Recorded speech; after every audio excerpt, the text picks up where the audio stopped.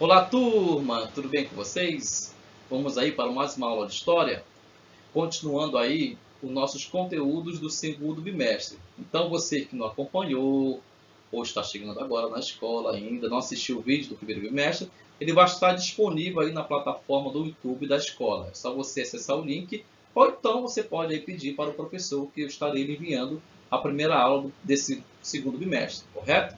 Então, vamos lá, pegue sua caneta, pegue seu livro didático também, que é muito importante para acompanhar nossas aulas, e vamos dar início aí a mais uma aula de história. Tudo bem? Então vamos lá.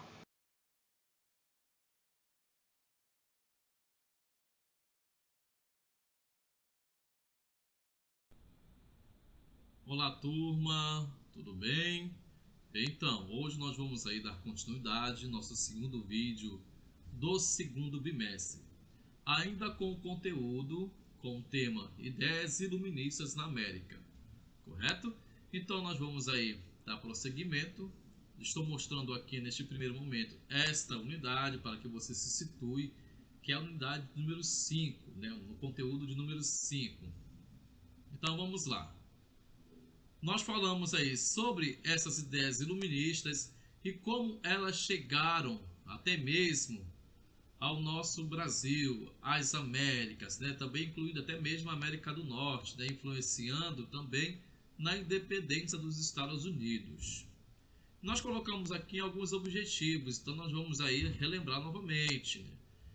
Vamos pegar alguns objetivos aí. Compreender os fatores que motivaram a congelação baiana, e mais acima também nós vamos ter os fatores, né, que motivaram a congelação mineira, que também será o nosso conteúdo de hoje. Destacando os objetivos dos conjurados, ou seja, o porquê dessa conjuração aconteceu. Qual o objetivo dos conjurados? Quais as causas, os motivos, as razões? E tudo isso aí no bojo daquele movimento iluminista lá do século XVIII que surgiu na Europa e se espalhou aí praticamente por todas as regiões do planeta, de modo particular no meio da política, mudando aí as estruturas da sociedade, causando até mesmo certas revoluções em alguns continentes. Essa difusão das ideias iluministas praticamente ela extrapolou todas as fronteiras e chegou também aqui à nossa América colonial. Tudo bem até aí? E vamos lá, né? Vamos prosseguir. Só relembrando, nós falamos sobre essa chegada do iluminismo, sobre essas ideias liberais que se propagaram e foram influenciadas por movimentos contra a permanência do antigo regime. E o que era o antigo regime? Era aquele regime governado pelo monarca e também até mesmo ajudado pelo clero, que as ideias iluministas iam de contra esse governo.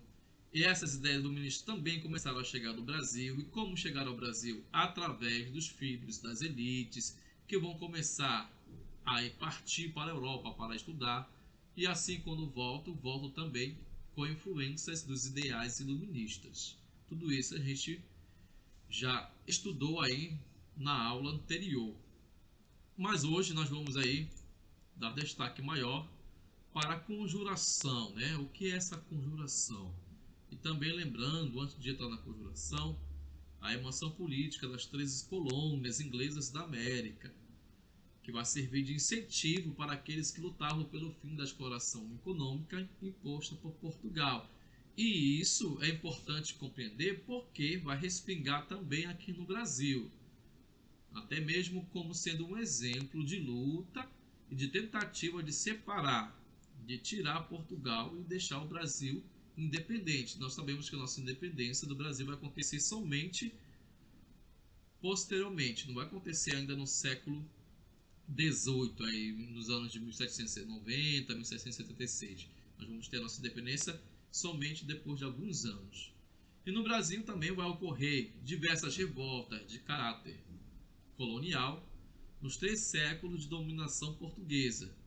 De maneira geral, esses movimentos não vão buscar ou propor o fim dos laços coloniais. Ao contrário, vão lutar pela melhoria da vida, mas sem manifestar falta de lealdade ou até mesmo de afetividade com o soberano português, ou seja, vai acontecer, as revoltas irão, mas sobretudo para melhoria de uma classe que já está instalada aqui na colônia. Muitos deles não querem romper os laços todo com Portugal, não querem fazer esse rompimento com Portugal. Isso vai acontecer somente depois.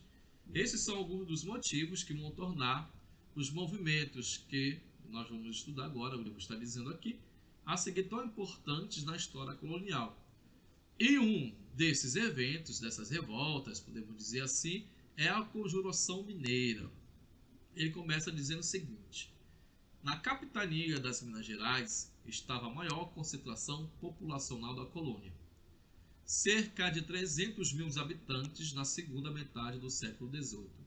A produção aurífera, ou seja, a produção de ouro, foi responsável por atrair grande parte desses moradores. Essa população era formada por mineiros, comerciantes, profissionais liberais, advogados e médicos, entre eles, escravizados e trabalhadores livres. Mas eu pergunto a você, o que é uma conjuração? Né? O que será o ato de conjurar contra algo? Então eu vou trazer aqui para vocês uma definição do que seria essa conjuração. Bem, nessa tela aqui nós podemos aí ter a definição do que é a conjuração. A associação de pessoas que secreta ou clandestinamente conspiram contra um governo. Aí ele vai te dar exemplos aí, exemplos muito importantes. Conjuração mineira, conjuração baiana. Associação de pessoas que firmam um acordo, geralmente através de um juramento, buscando um objetivo comum. Então, isso é o ato de conjurar. Vai se associar, planejar, conspirar contra, talvez, o governo, ou seja, contra o inimigo chamado comum. E isso vai envolver também classe média, classe alta e também a própria grande massa da população pobre. Todos em coluio, conspirando contra um governo, ou contra o rei, ou seja lá quem for, fazendo esse ato de conjurar. Correto? Então você já tem a definição do que seria a conjuração, e é bom você anotar no caderno para não esquecer, porque nós vamos aí falar bastante essa palavra durante as nossas aulas, principalmente nesse capítulo. Então vamos lá. Se tem conjuração, tem também o conjurado, né? Vamos ver então o que seria o conjurado.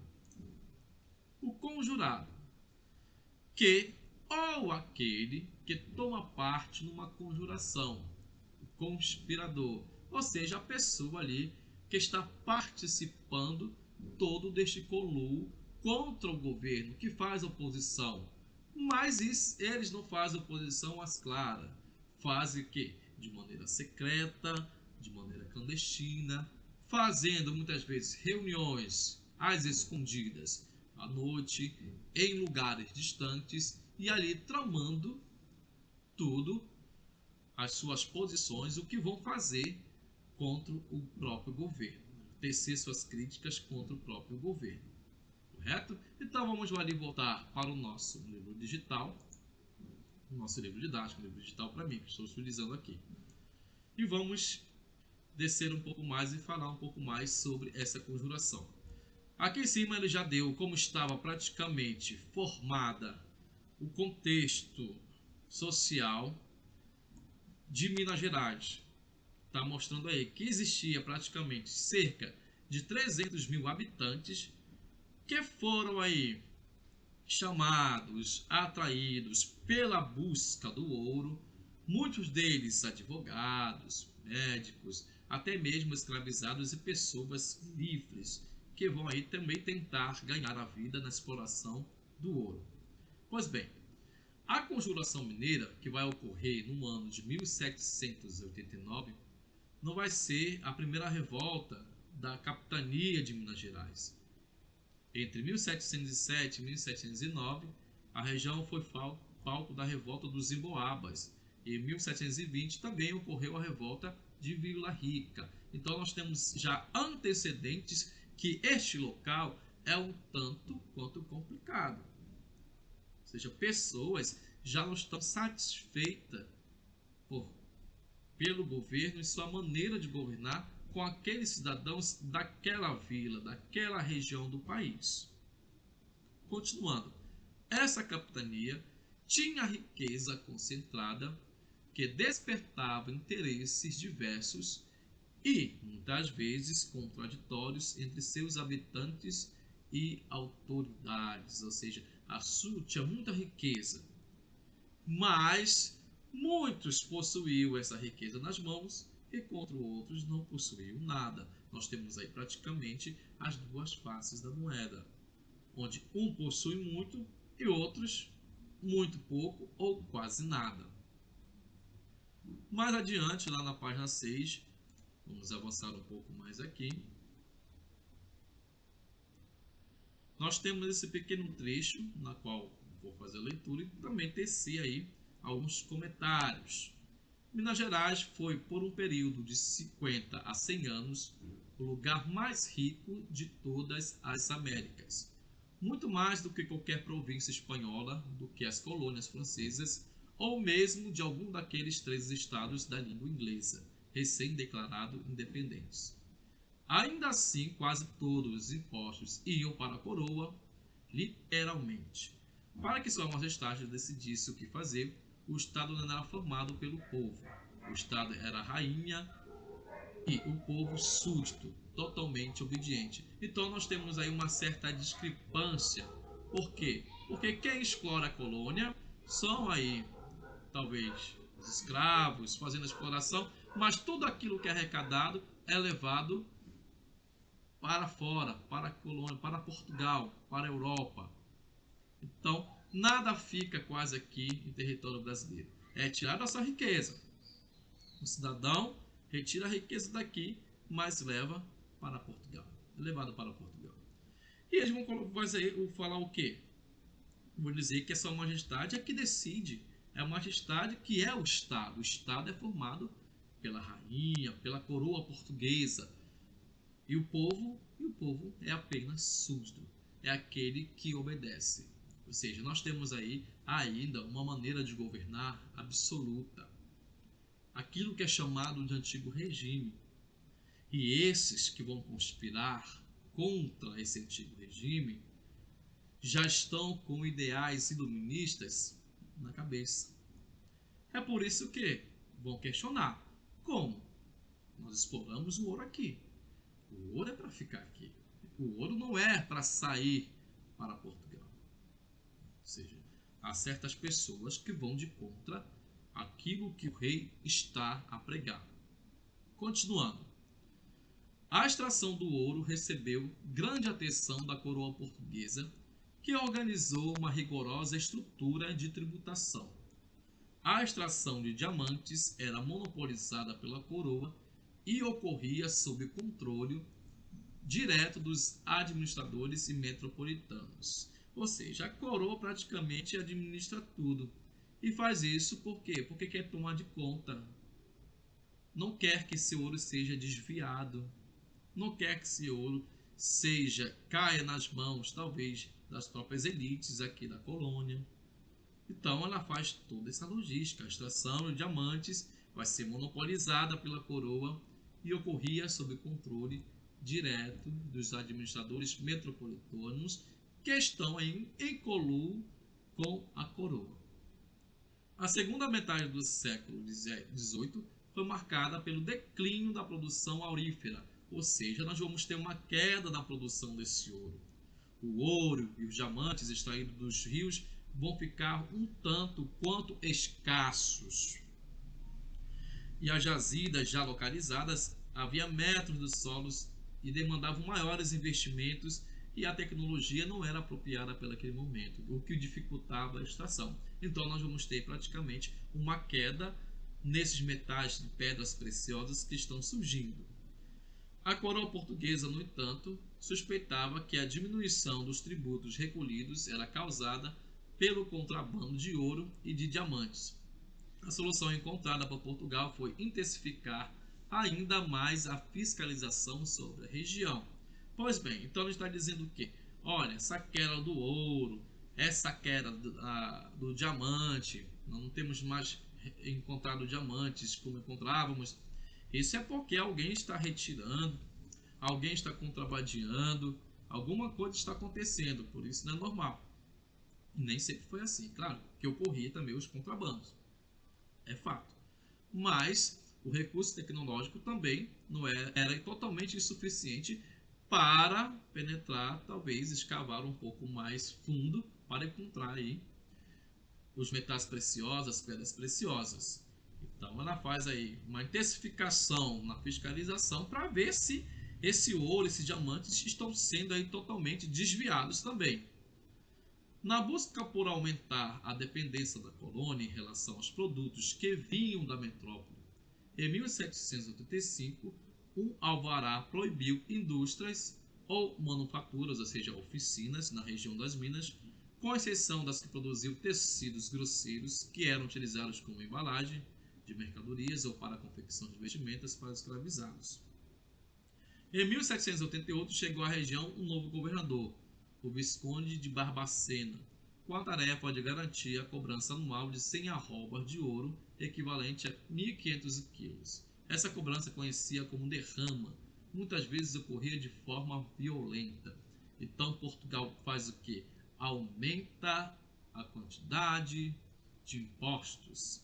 E isso vai fazer com que parte da grande elite que investiu na produção, na escavação atrás das jazidas de ouro, vai ter que pagar muito mais a coroa. E isso vai gerar certos problemas por parte dessas elites, conspirando aí contra Portugal. Então eu vou trazer aqui para vocês, já de maneira resumida, as causas dessa revolta, ou seja, dessa conjuração mineira. Uma das causas, extrema pobreza, alto preço nos alimentos, ou seja, a sociedade já passa por certa escassez e os alimentos estão com um custo muito alto. E o pobre já não tem nem mais para a sua subsistência. E isso leva o quê? Leva às más condições de vida. Se você não tem o que comer, você não tem como trabalhar também, você não tem como pagar o seu local onde dormir, você muitas vezes vai para a rua, vai dormir na praça, muitas vezes com seus filhos, com sua família. As desigualdades sociais vão aumentar de maneira significativa também, e a queda nos preços do açúcar, que era o carro-chefe da economia também neste momento. Nós temos aí os planos dos revoltosos, aqueles que estão insatisfeitos, estão conjurando, estão conspirando contra o governo português. Proclamar a independência da República, liberdade de comércio, igualdade em todos os níveis, aumento da remuneração dos soldos, ou seja, dos salários, abertura dos portos brasileiros a todas as nações, melhoria de vida de toda a população e também a própria abolição da escravidão. O que nós podemos identificar então nessas primeiras planos dos revoltosos? Que eles possuem o pensamento iluminista. Então, a influência iluminista, ela já está aqui muito tempo. Não querem mais monarca, querem república. Querem a liberdade de comércio. Querem igualar todos os níveis, o aumento da remuneração dos trabalhadores, a abertura dos portos, melhoria de vida para a população. Pensamento iluminista permeando a nossa sociedade. Continuando, influência da Revolução Francesa, liberdade, igualdade, fraternidade. Ideais iluministas. Distribuíam panfletos na porta das igrejas e colavam cartazes dos muros em lugares públicos. Um desses cartazes vem a seguinte frase: está para chegar o tempo em que todos seremos irmãos. O tempo em que todos seremos iguais. Então, esses revoltosos, esses que conjuram contra o governo, têm por detrás todos os ideais iluministas. Estão lutando aí, ou pelo menos lutaram por uma sociedade muito mais igualitária, na qual um governo pudesse olhar não somente para uma classe, mas para todas as classes que estavam presentes naquela colônia. E que a liberdade econômica, a liberdade de pensar seriam algo inalienáveis da população, do cidadão da colônia. Vamos continuar, vamos voltar para o nosso livro didático e dar prosseguimento à nossa videoaula. Vamos lá. Pois bem, nós vamos para a página número 7, é onde nós vamos terminar essa aula aqui na página número 7. E depois voltaremos numa outra aula para falarmos um pouco mais sobre este ato de conjuração mineira. Vamos lá. Os conjurados, né? Mas aqui em cima diz: as ideias iluministas de criticar ao poder absolutista, que visava o benefício de alguns grupos, nobreza e clero, em detrimento dos interesses da população, atingiram um grupo particularmente sensível a esse pensamento, que vivia na cidade de Vila Rica, Ouro Preto, na atualidade, que hoje é Ouro Preto, era chamada Vila Rica anos atrás.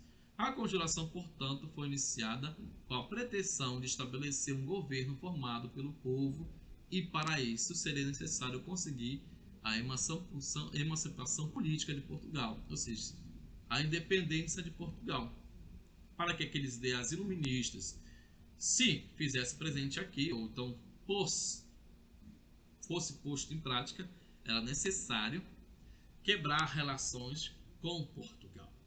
E, pensando bem, tem uns que não querem isso. Parte de uma elite não quer, outra parte quer. Então, vamos ter certos conflitos entre os próprios conjurados também.